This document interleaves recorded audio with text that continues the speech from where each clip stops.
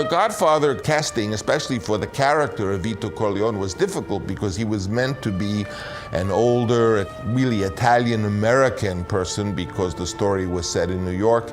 And it's hard to find a 60-year-old newcomer who hasn't already distinguished themselves. And so when we looked at the various actors who could play the part, there really weren't any that we felt had the charisma or the mystery that could do it.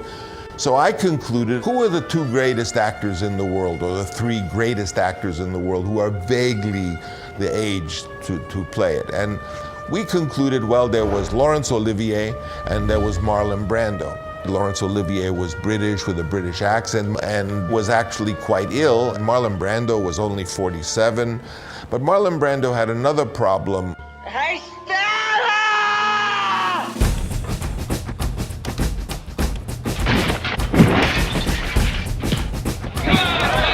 He was considered very troublesome, and his last few pictures had been big flops. It was a film called Quemada. It had done terribly, and the executive said, if you put Marlon Brando in The Godfather, it would do less business than if you put a totally nobody in it. The president of Paramount told me in these words, he says, Francis, as president of Paramount Pictures, I am telling you that Marlon Brando will not be in this movie.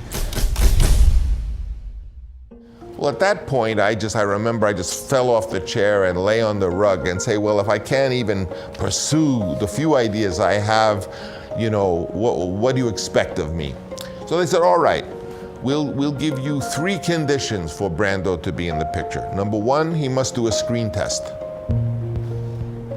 Number 2, he must put up a $1 million bond that none of his behavior problems will cause delays on the production. And number 3, he must do the film for nothing. So I listened to these 3 conditions and I said, okay. Because now they had said maybe Marlon Brando could be in the picture if I met these 3 conditions, how stupid they may be. I called up the house that I was given to speak to Marlon Brando, and I didn't know him, and I was very, very respectful of him, of course, because of his great past work. And I said, basically, Mr. Brando, this character is an Italian. Maybe you'd like to experiment a little to see if you can play.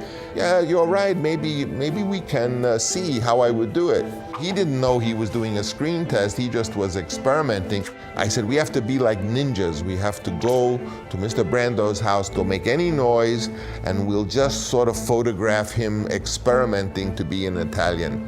So we arrived very early in the morning and no one said a word. I had brought little dishes of Italian cheese, little Italian cigars, little pepperoncini or little sausages, little things I just put around in his house. Didn't say a word about it.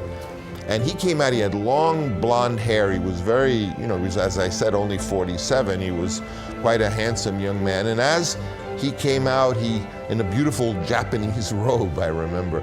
He came out and he took his long hair and he kind of put it up behind his head and pinned it in, and he got some shoe polish and he started to make it black and kind of do that.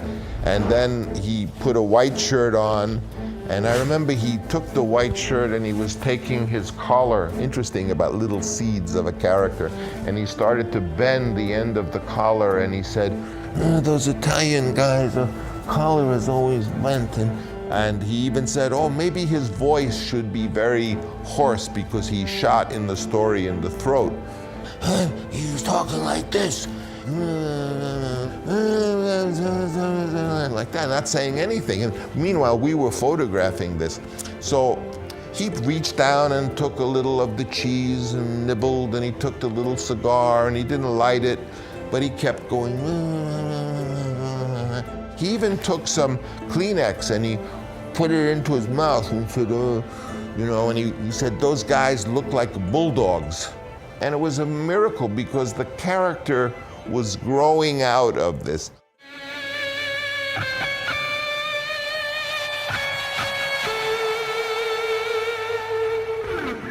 I took this tape and I didn't know what to do with it. So rather than show it to the president of Paramount Pictures, I decided to go to New York and show it to the chairman and the owner of Paramount, who was named Charlie Bluthorn, who was an interesting person. You should read about him. And he had a company called Gulf and Western. It was the first conglomerate, and one of the companies he owned was Paramount. I'm going to make him an offer he can't refuse. So I went to his office in New York, and I set up this tape in a conference room right outside where Mr. Bluthorn's office was, and I knocked on the door. Charlie Bluthorn comes out and he recognized me. Oh, Francis, what can I do?